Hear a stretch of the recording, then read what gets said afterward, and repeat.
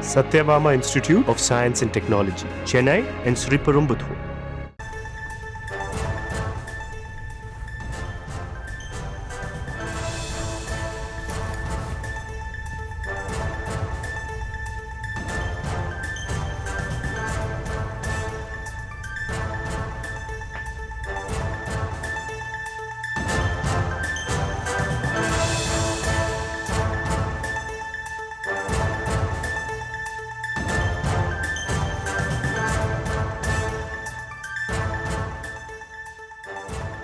வாழ்த்துக்களையும்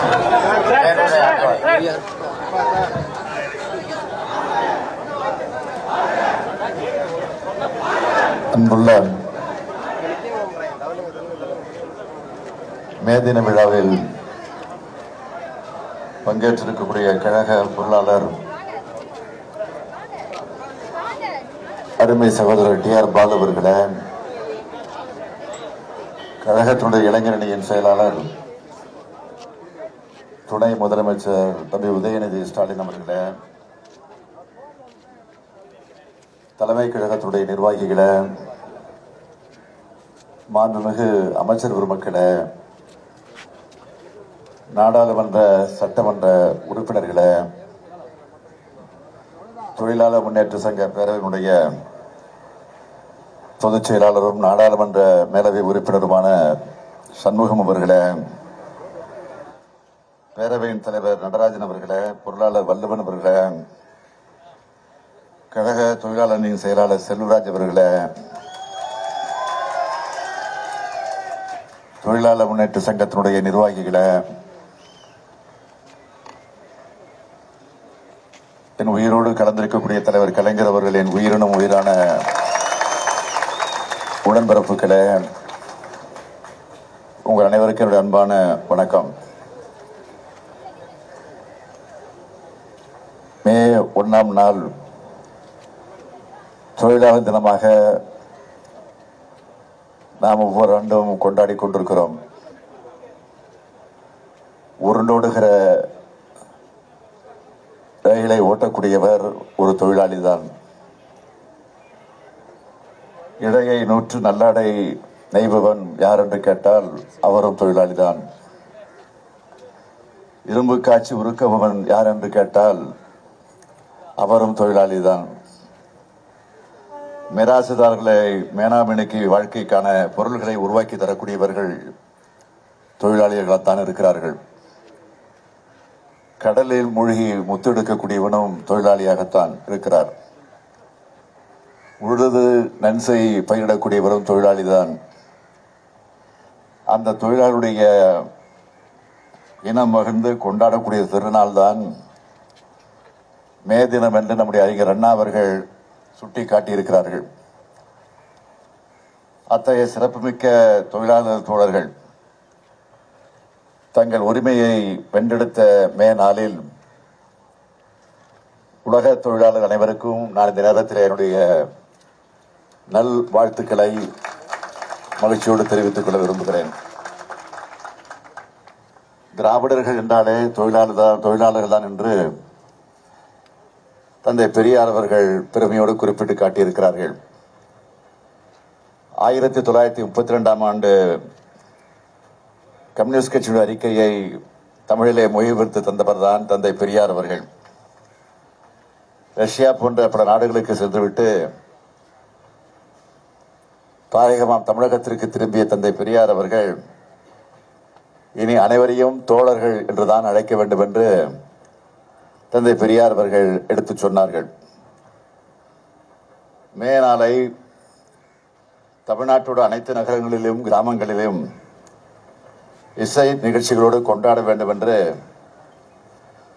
நம்முடைய சென்னை நகரம் 20ஆம் நூற்றாண்டின் தொடக்கத்திலேயே தொழிற்சங்க செயல்பாடுகளின் முக்கிய மையமாக இருந்தது. 8 மணி நேரம் வேலை எனும் உரிமை போரில் வென்றதுக்கு இந்தியாவிலேயே முதலில் சிந்தனை சிற்பி சிங்காரவேலர் அவர்கள் அவருடைய தலைமையில் மே தினம் கொண்டாடப்பட்டது இந்த சென்னை மாநகரத்தில் என்பதை நான் பெருமையோடு குறிப்பிட விரும்புகிறேன். அதுக்கு முன்பே இந்திய தொழிலாளர் வேலை நேரத்தை 12 மணி நேரமாக குறைக்க பெரும் முயற்சிகளை நீதி கட்சி தலைவரான டி.எம். நாயர் அவர்கள் எடுத்திருக்கிறார். உழைப்புக்கு மதிப்பளித்து உண்மையாக இருக்க வேண்டும் என்று சொன்னால் உழைப்பவனுக்கு முதலில் மதிப்பளிக்க வேண்டும் என்றார் பேரறிஞர் அண்ணா அவர்கள். அதன்படியே 1967ஆம் ஆண்டு தமிழ்நாட்டிலே திராவிட முன்னேற்றக் கழகம் வெற்றி பெற்று அண்ணா தலைமையில் ஆட்சி அமைந்த உடனே மே 1 அன்று ஊதியத்தோடு கூடிய விடுமுறையை அண்ணா அவர்கள் கொண்டு வந்தார்கள். அதற்கு பிறகு பொறுப்பேற்ற தலைவர் கலைஞர் அவர்கள் அந்த மே 1 விடுமுறை நாளை சட்டமாக்கி தந்தார் நம்முடைய தலைவர் கலைஞர் அவர்கள்.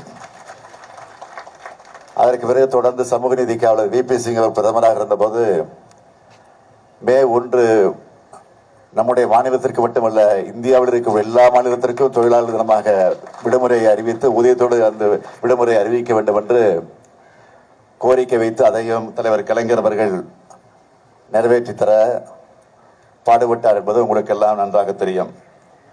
அவ்வளவு ஏன் இங்கே நின்று கொண்டிருக்கிறோமே இந்த பகுதியில் இந்த பூங்கா மேதின பூங்கா இதையும் உருவாக்கி தந்தவர் தான் நம்முடைய தலைவர் கலைஞர் அவர்கள். பூங்காவை மட்டுமல்ல அது உள்ளே அமைந்திருக்கக்கூடிய நாங்கள் எல்லாம் சென்று மலர்வலை வைத்து எங்கள் அஞ்சலியை எங்கள் மரியாதையை வணக்கத்தை செலுத்தி விட்டு வந்திருக்கிறோமே அதை நினைவு சின்னத்தை ஏற்படுத்தி தந்தவரும் தலைவர் கலைஞர் அவர்கள் என்பதை நான் இந்த நேரத்தில் பெருமையோடு எடுத்து சொல்லி இன்றைக்கு தமிழகத்தில் நடைபெற்றுக் கொண்டிருக்கக்கூடிய நம்முடைய திராவிட மாடல் ஆட்சியின் மூலமாக 4 ஆண்டு காலத்தில் எத்தனையோ திட்டங்களை எத்தனையோ சாதனைகளை தேர்தல் நேரத்தில் அறிவித்திருக்கக்கூடிய திட்டங்களை எல்லாம் நிறைவேற்றி தந்து கொண்டிருக்கக்கூடிய இந்த நேரத்தில் அதில் குறிப்பாக தொழிலாளர்களுக்காக செய்திருக்கக்கூடிய சாதனைகளை நான் 1-2 உங்களிடத்தில் குறிப்பிட்டு சொல்ல வேண்டும் என்று சொன்னால் கடந்த 4 ஆண்டு காலத்தில் 28,87,382 அமைப்பு சாரா தொழிலாளர்களுக்கு 2,461 கோடி ரூபாய் மதிப்பிலான நலத்திட்ட உதவிகளை நாம் வழங்கியிருக்கிறோம். உணவு மற்றும் பிற பொருட்களை டெலிவரி செய்கிற GAG தொழிலாளர்களுக்கும் தமிழ்நாடு உப்பள தொழிலாளர்களுக்கும் தனி நல வாரியத்தை அமைச்சு தந்திருக்கிறோம்.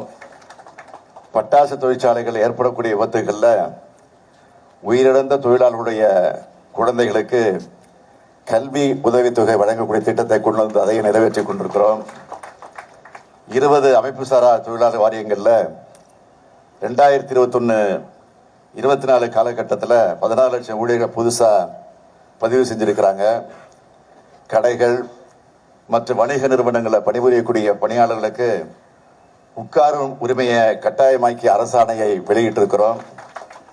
இதுக்கெல்லாம் முத்தாய்ப்பாக உலக மாமேதை பொது உடைமை தத்துவத்தை அளித்த பிதாமகன் காரல் மார்க்ஸுடைய சிலையை சென்னையில் அமைக்குவோம் என்று நாம் சட்டமன்றத்தில் அறிவித்திருக்கிறோம். அதுவும் விரைவில் அமைக்கப்பட இருக்கிறது. ஆகவே தமிழ்நாட்டில் தொழில் வளர்ச்சி பெருகி வருகிறது என்பது உங்களுக்கு எல்லாம் தெரியும். இதன் மூலமாக தொழிலாளர்களும் வளர்ந்து வராங்க. தொழில் வளர்ச்சிக்கு இலக்கு வச்சிருக்கக்கூடிய மாதிரியே தொழிலாளர் வளர்ச்சிக்கும் இலக்கு வச்சு இந்த அரசு செயல்பட்டு கொண்டிருக்கிறது. எந்த முதலீட்டு திட்டத்தை தொடங்கி வச்சாலும் எந்த ஒப்பந்தம் கையெழுத்தப்பட்டாலும் அப்போ நான் முதல்ல கேட்கறது என்னன்னா எவ்வளோ பேருக்கு வேலை கொடுப்பீங்க என்று முதல் கேள்வியை நான் இதை கேட்பது உண்டு. ஆக வேலை தருபவர் பணியாளர்களிடையே இருக்கக்கூடிய உறவை சமரசத்தின் மூலமாக நாம் சமப்படுத்தி கொண்டிருக்கிறோம். பிரச்சனைகளை பேச்சுவார்த்தை மூலமாக முடிவுக்கு கொண்டு வரணும். அப்படித்தான் இந்த அரசு செயல்பட்டு கொண்டிருக்கிறது. இது சாமானிய மக்களுக்காக சாமானிய ஆட்சி என்பதை யாரும் மறந்துவிட வேண்டாம். என்னைக்குமே உங்கள் கூட இருந்து உங்களுக்காக நிற்கிற உங்களின் ஒருவன் தான் நானும் நம்ம அரசு என்பதை இந்த நாடே சமத்துவபூர்வமாக மாற வேண்டும் என்ற நிலையில் தான் எங்களுடைய லட்சியமாக கொள்கையாக இலக்காக வைத்து பணியாற்றி கொண்டிருக்கிறோம்.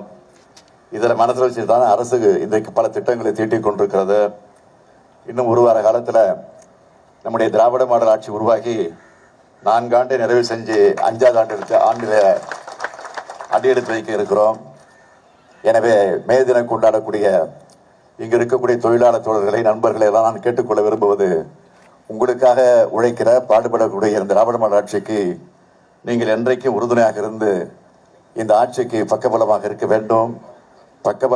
வேண்டும் என்று அந்த உறுதியை இந்த நல்ல நாளில் எடுத்துக்கொள்வோம் என்று கேட்டு மீண்டும் உங்கள் அனைவருக்கும் என்னுடைய மே தின வாழ்த்துக்களை தெரிவித்து நான் விடைபெறுகிறேன். நன்றி, வணக்கம்.